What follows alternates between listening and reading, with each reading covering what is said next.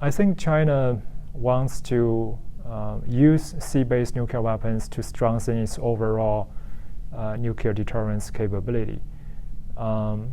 Traditionally, China has been reliant on land-based nuclear missiles for its second strike capability, but those missiles may have become increasingly more vulnerable given U.S. Advanced sensor technologies that can better track Chinese land-based missiles and even conventional weapons, if they can achieve precision and accuracy, might threaten land-based nuclear missile systems. And China is increasingly influenced by the American and Russian thinking that sea-based nuclear weapons are the most promising long-term survivable nuclear platform, and China as a major power needs to develop that capability. And this leads to the second Chinese strategic goal, which is to demonstrate its strategic power. Being able to safely operate strategic nuclear submarines is an indicator of a country's technological and military power. And China doesn't want to be seen as lacking behind US and Russia in this area. So we have seen China becoming more open in publicizing its sea-based nuclear capability to demonstrate its increasing global power status. Technically, I think China wants to achieve a credible sea-based nuclear deterrence both in the short term and in the long term. In the short term, China recognizes some technological weaknesses with its current nuclear submarine technology. The nuclear submarines are not particularly quiet and survivable.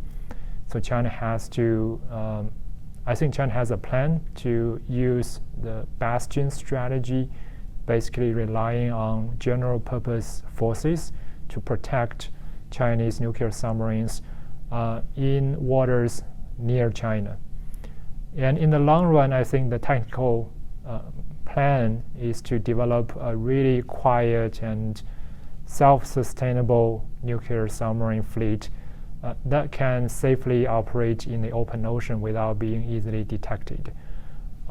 So basically to follow the American and Russian example of nuclear submarine operation. In terms of the progress China has achieved, I think the progress over the past decades has been rather impressive. China's first generation nuclear strategic submarine, the 092 class, was really lousy and very vulnerable to enemy detection and military threat. Reportedly, that submarine didn't even undergo even one strategic patrol. And currently, China operates at least 6 094, its second generation nuclear ballistic missile submarines, equipped with either the JL2 ballistic missile or the next generation JL3 ballistic missile. The longer range JL3 missile may enable China to target some part of the US homeland from Yellow Sea or West Pacific. But in the long run, China is looking at developing its third generation nuclear submarine, the 096 class, which will be equipped with JL3 submarine launched ballistic missile.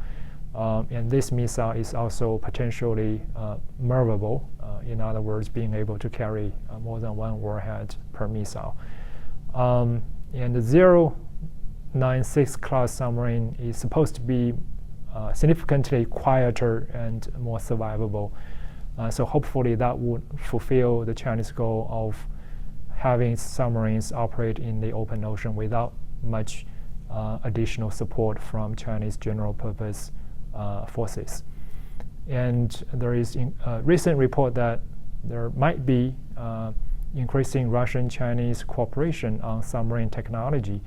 And if this is the case, and if China can benefit from Russian submarine technology, and this might, I think, further accelerate China's progress towards a fully survivable nuclear submarine fleet.